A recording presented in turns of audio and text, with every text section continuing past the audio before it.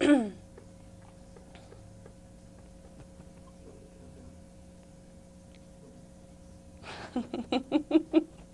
off. Stop.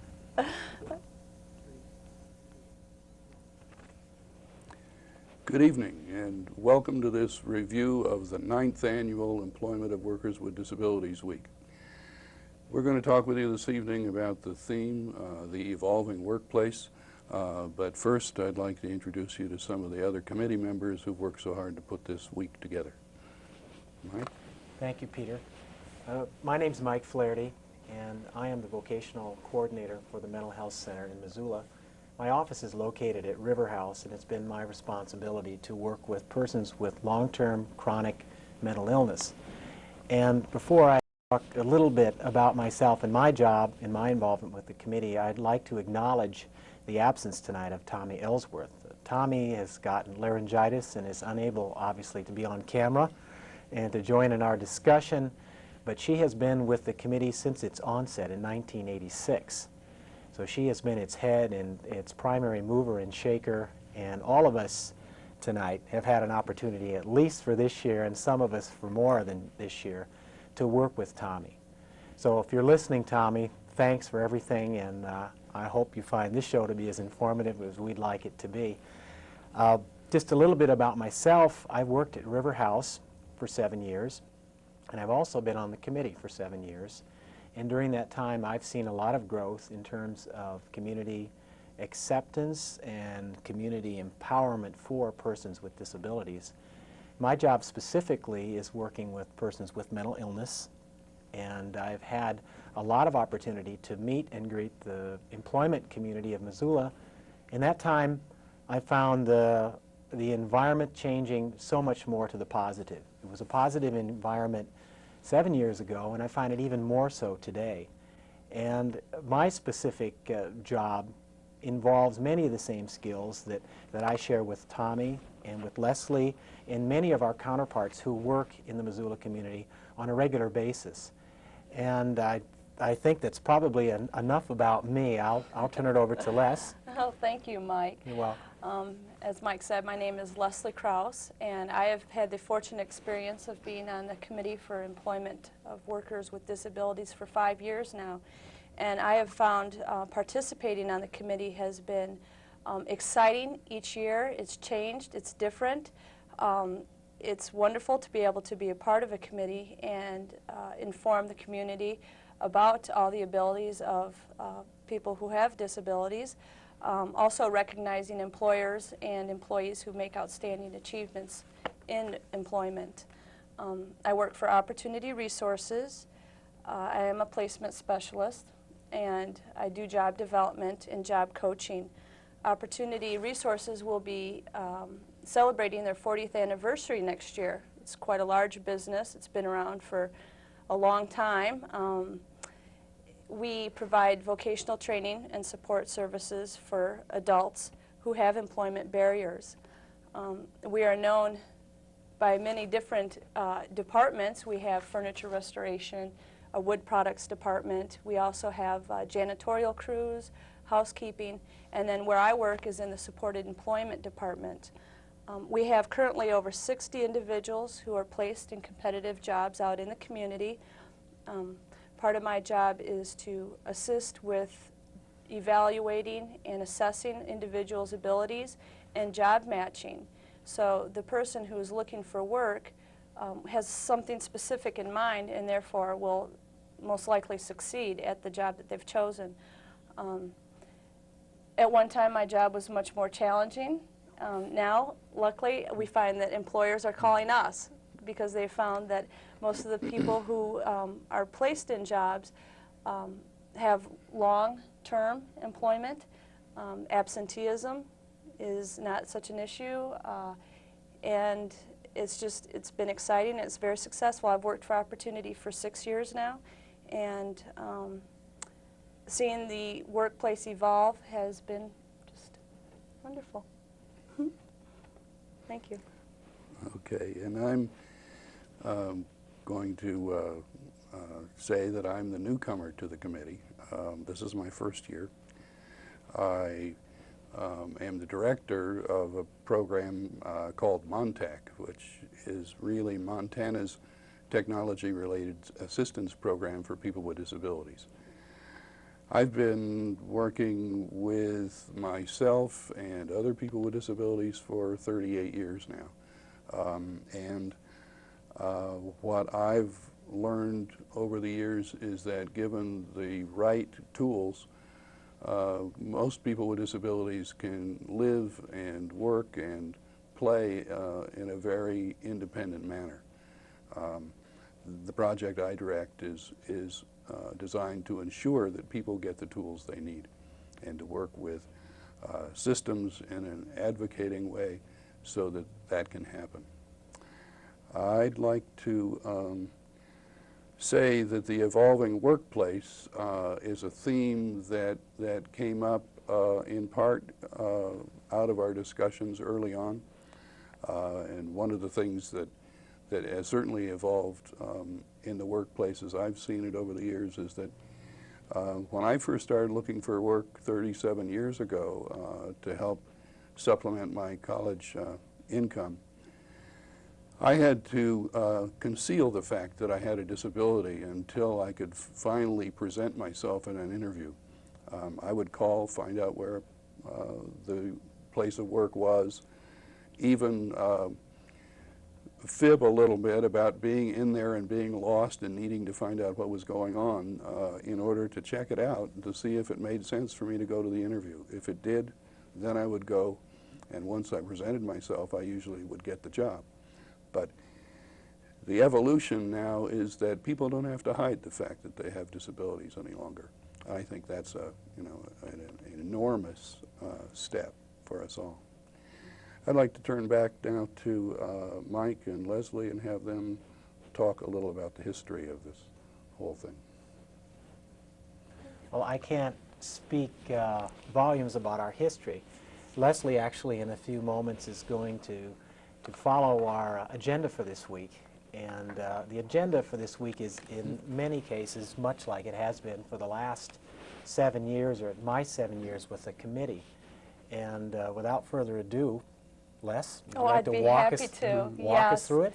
Hopefully, many people have noticed the banner that was that's hanging above Broadway. That was hung on Sunday, the 23rd, and that kind of started out the week. And the Missoulian, I'd like to thank the Missoulian for the 2 wonderful ads that they had placed in the paper on Sunday, and then another one on Wednesday. Those were really nice. Appreciate that to advertise the week's events. Also, on Monday, the Mayor Dan Kemmis presented the proclamation, and that was also aired on MCAT and was taking place at the City Council meeting. Starting on Tuesday, MCAT showed a series throughout this week, and there will be some even up until Friday, I believe, of various videos showing continuously throughout the week. And many of those videos came from your library at Montech, didn't they, Peter? I don't know how many came from the library, but some may have. Great quality, very updated. Well, I know that several came through Summit. Summit okay. Has a rather extensive library. library. Well, we appreciate Summit letting us use those. And then the job fair yesterday. Boy, wasn't that exciting. We had 8 employers who made themselves available for informational interviews that took place between 1 and 3 at the Missoula Library. And I interrupt just one moment. Oh, we do please have a scrawled list here of the employers who did participate. Oh, great. We had the Sizzler, we had Partners in Home Care, Hastings, Missoula County, the City of Missoula, the University of Montana, and First Interstate Bank. And Job Service as well. Job Service there. also. And I think we probably had, what, close to 30 people benefiting from that opportunity. And that was a real success. This was the 2nd year that we've tried that. And wow, it's a lot of fun. I'm sure we'll do it again next year. Such a success. And then today, we had an employer workshop take place at the College of Technology, the former VOTEC, and we had a panel of agencies, employers and employees discussing assistance, accommodation, resources, benefits, and reliability of employees with disabilities. And that took place between 3 and 5. And that powerful? That was very It was a great good. time. We had a great turnout, and A cast of thousands. yes, lots of exchange of great information, and had some displays there of accommodations that can be used, and that was exciting. And tomorrow is the highlight of our weeks-long event, and that will be the 9th Annual Awards Breakfast, where we'll get a chance to recognize employers who are outstanding, employees, and transitional opportunities there. And that is hosted by Community Medical Center, and that's always fun. It's an early morning thing. Our keynote speaker is Cho Tedisco, who is the director for Living for Today and Tomorrow in Billings, very dynamic individual. And Master of Ceremonies will be Jane Tremper. Okay. Jane's a co-worker of mine in the mental health system. Right, and I'm really excited to hear from both of them. A really neat lady. Yes, I'm looking forward to it. It's definitely one of the highlights. It finishes off the week. Yeah, there'll be awards. Right? Awards will be And, presented. And also a kind of honorable mention of businesses that are especially accessible in the Missoula area. So that'll be a good time. And breakfast. And breakfast, of course. Breakfast is on the house for all the invited members, and we'll expect a crowd of 120 to 130 people. And they're going to represent a lot of folks that Leslie and I have known for years as employers of the clientele that we represent. And there'll be some new faces out there too. We're not just trying to convert the choir. You know, we'll have other new faces in the crowd, and I think that's really speaking well that the message is flowing not only from ourselves as a committee or ourselves as individuals working in the committee or working in our individual jobs, but from employer to employer. And I think we saw some of that today. Oh, yes, we did. And the list, as Peter had mentioned, of people who will be, or businesses that will be recognized who are accessible, and who, Peter, you yourself frequent often. Hopefully that list is going to. With a list. That list is going to be so long next year, the year after, we won't have time for it. The way things are evolving, not only in the workplace but in our community as well. But specifically, when we talked about the evolving workplace, we're talking about some very high-tech and some very low-tech things that are happening. Things that are as novel as the TDD device that allow a person with hearing impairment to use a telephone or an instrument similar to a telephone to communicate with the outside world, to things that are as low-tech as taking 4 bricks and raising a desk up 2 or 3 inches. Or picture diagrams for those who can't read, who are unable to read. Right. Actually, it did get mentioned today, but I think McDonald's has put in a picture menu Yes. now, so that they can convert their outside signs into inside menus. Yeah, that's pretty neat. Some of the other kinds of things that we did see, one of the employees who was there demonstrated a laptop computer with voice synthesis. He's blind and needs to be able to use a computer to accomplish his job, and the computer talks to him. So when he types on it, it speaks, what it's typing, and then reads it back to him. That was incredible. Yeah, it's a fascinating thing to watch. I think Tommy had demonstrated an entire table full of Right. objects and devices that are in some case going to hopefully alleviate current disability, a carpal tunnel, a person who spends a lot of time at a keyboard, who has a rest for hands so the hands aren't constantly weighing down the wrist, to devices, simple, very inexpensive devices to attach to a doorknob to make that doorknob fully accessible and adaptable to someone who doesn't have a strong grip. It seems amazing to me. The most important thing about going to work is getting in the door. If you can't get the door open, it doesn't make a lot of difference how adaptable the employer is. You're locked out. Yeah, I think Joe made a good point about the cost of those handles for doors. $1.50? Yeah. versus a $200 factory-made Lever device. handle. Just take some Ornate creativity. lever handle. Yeah.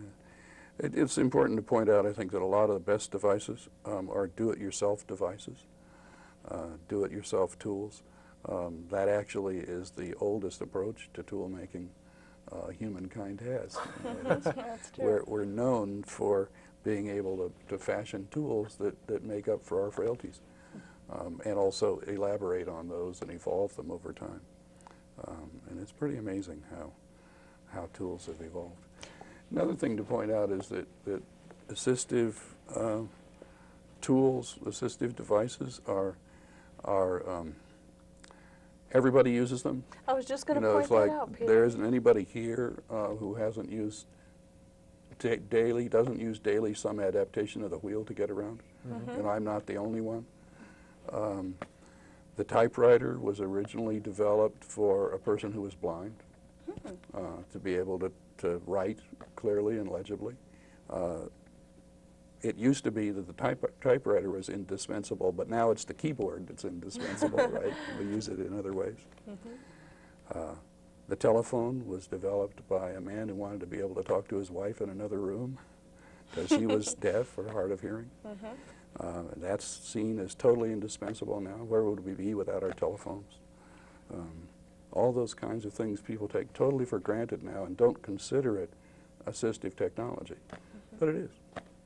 I think, you know, quite often, at least to my experience, a lot of attention is given quite innocent, maybe, to persons who have a physical disability, and I'm so involved with the world of mental and emotional disabilities that hidden barrier, the hidden disability, it's not easy to see someone coming in the door, and unless they have a counselor in front of them saying this person has a mental disability. Those barriers are created because of misunderstanding and misconceptions, and quite often the things that we do with our population in the mental health center is to use a lot of education, community education, whether we do it just one-to-one, me with an employer, or whether we do it through slides, television shows, presentations in high schools, colleges, or universities. What we're trying to do is dispel those rumors that a person with a mental disability cannot ever work, even if it's part-time. Many of our folks are working full-time jobs. Many folks that have that hidden disability and hide it well never have to meet those barriers. But we're constantly using education as our tool, because we don't necessarily raise the desk up a few inches. What we're trying to do is open minds a few inches, maybe. You bet. That's a good point. Yeah, very good point. I think another thing that sometimes gets lost is why bother with all this. And of course there are the human values involved, but there are also, in this day of diminishing resources and everybody being so concerned about what it costs to do things, it costs a lot more to maintain people in a dependent situation and keep them dependent. Yet a lot of the programs that exist, which is part of what I have to do in my job, were developed with those old attitudes in mind. It's like a person with some kind of a disability just can't do anything, so we'll just keep them dependent, take care of them and all that stuff, put a lot of money into that and feel okay about it, rather than say, wait a second, that doesn't make a whole lot of sense. If a person can learn to live independently, function independently in the community, it'll save us all a lot of money and everybody will be a lot happier. So I certainly hope that's that. what it's for. Yeah, I certainly hope that the message is getting through, because we're talking to a lot of folks. We're preaching to the choir tomorrow for the most part, because we're a very supportive group, but that message is getting out. I thought one of our speakers today in the second panel we did at the College of Technology brought up a point. There were 43 million persons in the United States with a disability, and she said all it took was maybe a piece of ice the size of a dime, and us falling, tripping, or slipping, and that disability number is now 43 million and one. Right. It's quite sobering when you put it in those terms. that we all are just a moment's indecision or a momentary accident away from a permanent disabling injury. Temporarily able-bodied, I guess. That's better. And another point is that as people grow older, they become less able, just out of the wear and tear, you know, on joints and muscles and everything like that. And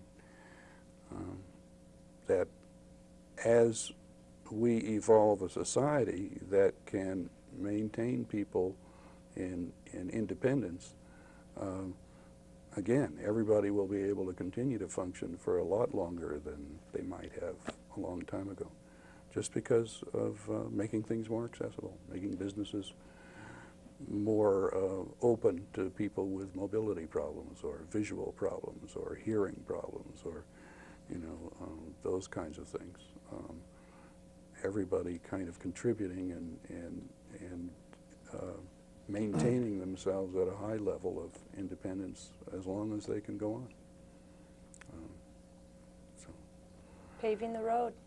Well, paving the road and taking advantage of what was paved by your forebears and doing your part to pave it a little bit further so that people that follow you have the same advantages.